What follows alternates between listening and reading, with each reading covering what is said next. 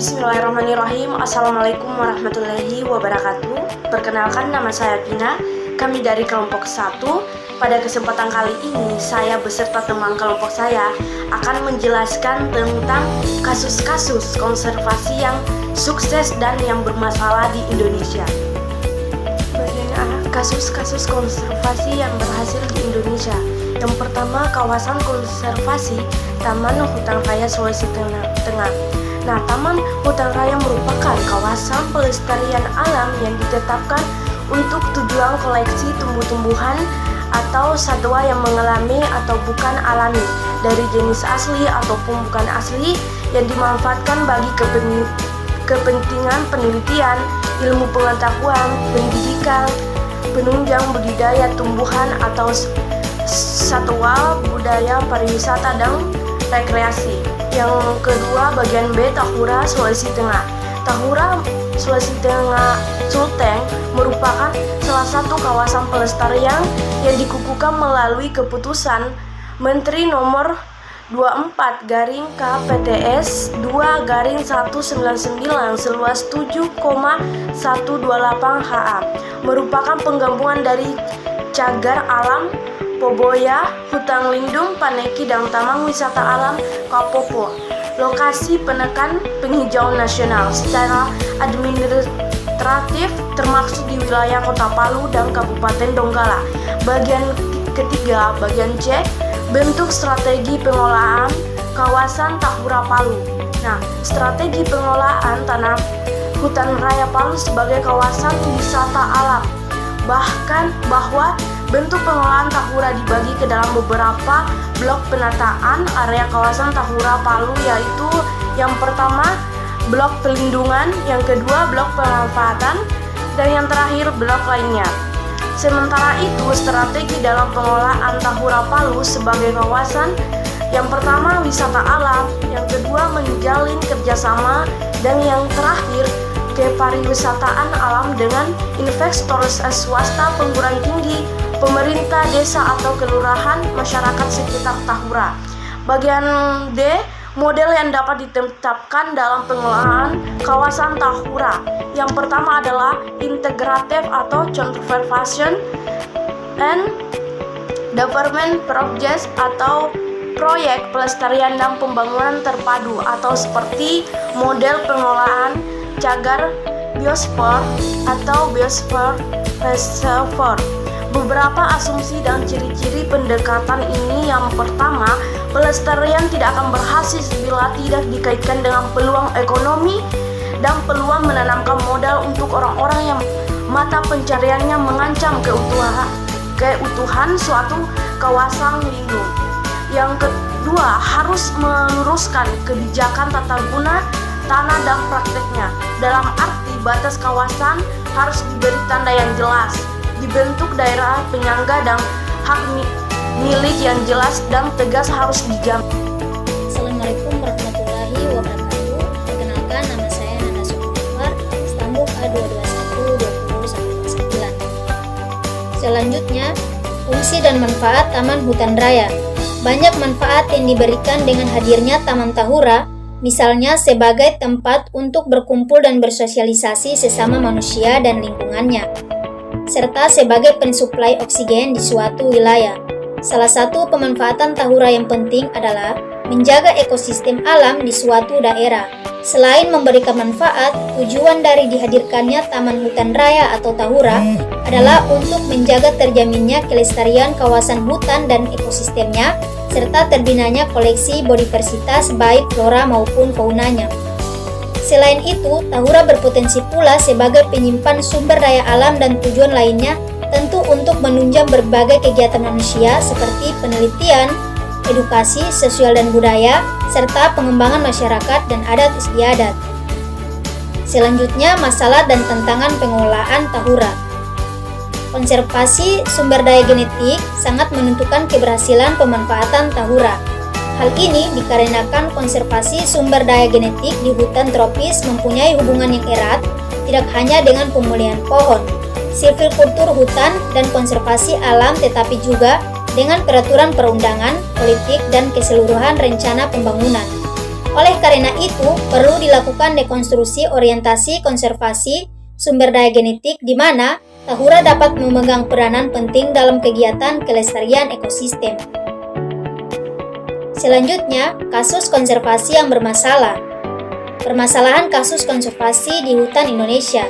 Seperti yang kita ketahui bahwa hutan adalah sebuah area luas yang dipenuhi pepohonan dan tanaman yang lebat. Fungsi dan manfaat hutan bagi makhluk hidup adalah menghasilkan oksigen dan menyerap karbon dioksida. Tidak hanya itu, hutan juga berfungsi sebagai habitat bagi beragam seperti flora dan fauna. Ekosistem hutan meliputi sepertiga daratan yang bermanfaat sebagai aspek penting biosfer bumi. Permasalahan konservasi di Indonesia tentu saja sangat banyak, terutama di kawasan hutan konservasi yang mencapai luasan sekitar 27,5 juta hektar. Persoalan tersebut diantaranya keterlanjutan perambahan hutan yang terjadi sebelum adanya kawasan konservasi atau ketika kawasan konservasi sudah ditetapkan. Akibat tidak dilakukan pengawasan yang ketat, perambahan terus terjadi beberapa tahun, dibiarkan dan terus berkembang. Persoalan perambahan ini belum dapat diselesaikan secara hingga era-era kemarin. Assalamualaikum warahmatullahi wabarakatuh. Perkenalkan, nama saya Indriani, Stambuk A2212137. Baiklah, di sini saya akan menyambung materi dari teman saya, yaitu mengenai faktor yang menyebabkan terjadinya peningkatan deforestasi dan degradasi hutan. Faktor pertama adalah akibat alam. Contoh, letusan gunung berapi, naiknya air permukaan laut, tsunami, serangan hama, dan penyakit. Yang kedua, akibat ulah manusia.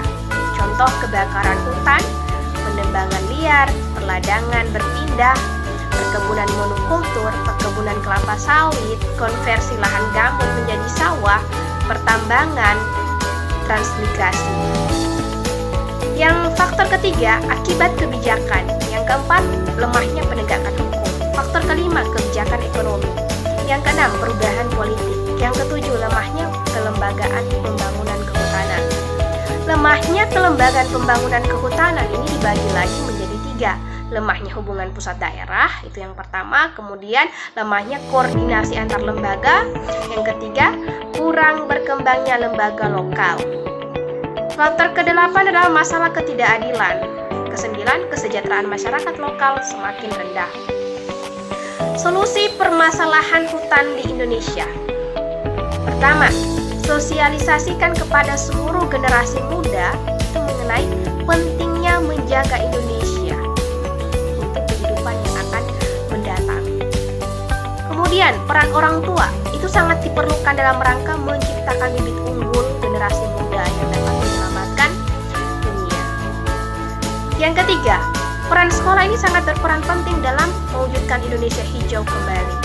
Peran keempat, peran masyarakat tidak kalah penting dalam menjaga kelestarian hutan Indonesia. Masyarakat dapat diberikan arahan dan ilmu pengetahuan mengenai cara penanaman tumbuhan. Yang kelima, peran pemerintah ini harus sering mengecek janji-janji para penambang yang akan melakukan reboisasi atas lahan yang telah mundur tersebut. Karena sesuai dengan pengalaman para penambang itu hanya menanami bagian pinggir lokasi tambang saja, tidak menanami pohon di bagian tengahnya. Kemudian, solusi keenam itu adalah merencanakan program 5341 Human. Jadi tidak bisa dibayangkan jika pemerintah Indonesia itu merencanakan program kalau setiap penduduk Indonesia ini menanam 5 pohon, maka akan ada sekitar 1 miliar pohon yang berdiri kokoh di Indonesia.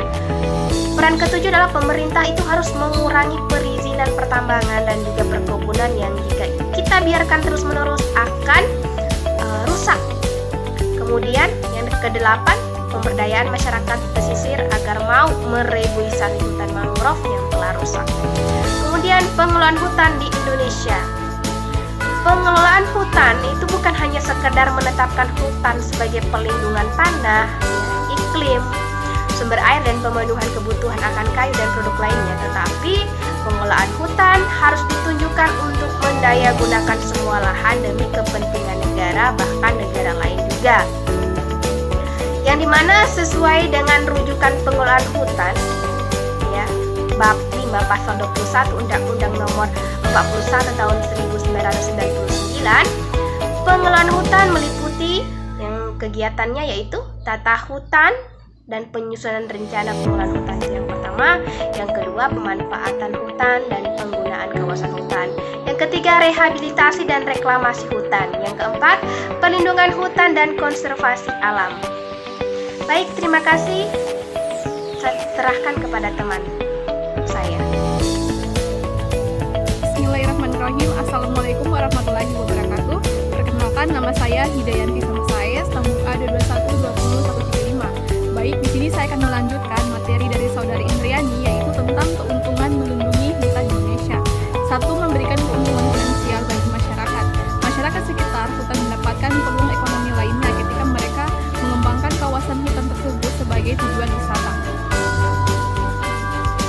Manfaat hutan bagi manusia dan lingkungan. 1. Manfaat ekonomi, 2. Manfaat klimatologi, 3. Manfaat biologis, 4. Manfaat ekologis.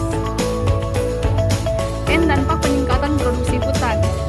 Dampak positif peningkatan produksi hasil kehutanan, peningkatan output total pengolahan hasil hutan tentu saja tidak hanya membawa pengaruh pada satu sektor saja, yaitu peningkatan PDB secara fisik dari hasil hutan tanpa membawa pengaruh juga terhadap sektor lain. Sektor yang mendapat efek antara lain sektor perhubungan, khususnya dalam hal pengangkutan kayu dan hasil pengolahan hutan industri pekayuan. Sektor lain yang juga terkena imbas positif dari meningkatkan produksi hasil lautan, hasil hutan adalah perkembangan UMKM, usaha mikro dan kecil menengah. Sektor ini berkembang karena bahan baku pembuatan kerajinan semakin mudah ditemui, sejalan semakin banyaknya perusahaan yang mengolah hasil hutan menjadi produk setengah dan atau bahan baku industri perusahaan lain. Dampak negatif peningkatan produksi hutan. Masalah utama muncul dari pengolahan hutan tanpa memperhatikan kelestariannya adalah masalah illegal logging. Illegal logging terjadi karena setiap pengusaha ingin mendapatkan hasil maksimum dari apa yang mereka investasikan, baik itu berupa investasi modal uang, modal fisik, berupa mesin dan pabrik, maupun modal dalam bentuk izin usaha pengolahan hutan. Pembalakan liar tentu saja menyebabkan kerugian negara terhadap dua tolak ukur utama kerugian ekonomi karena illegal logging. Yang pertama adalah izin pembalakan tidak dilakukan apabila penebangan hutan seharusnya berizin menjadi tak berizin. Maka bisa dipastikan jumlah pohon yang ditebang tidak terkontrol yang seharusnya maksimal sekian hektar menjadi lebih dan luas maksimal hutan yang boleh ditebang. Hal ini menyebabkan daya serap air tanah menjadi berkurang. Jika demikian, tentu ada dampak jangka panjang di antara bencana tanah longsor, habitat yang berkurang bagi hewan hutan, dan fungsi hutan sebagai paru-paru dunia berkurang. Tentu biaya untuk mengulangi masalah ini akan besar dan ini merugikan keuangan negara. Yang kedua adalah pajak dan retribusi untuk penebangan hutan.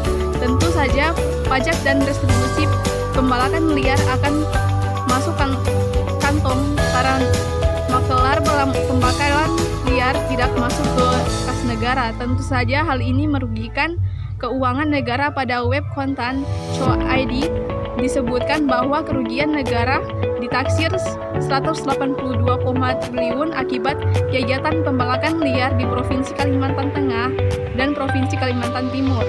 Sungguh kerugian dan besar sekali. Di Kalimantan Tengah, kerugian negara akibat pembalakan liar adalah yang terbesar, yaitu 158,5 triliun, jumlah yang luar biasa. Sekian dari saya ucapkan terima kasih. Itulah pemaparan materi dari kelompok 1. Wabillahi taufiq wal hidayah. Wassalamualaikum warahmatullahi wabarakatuh.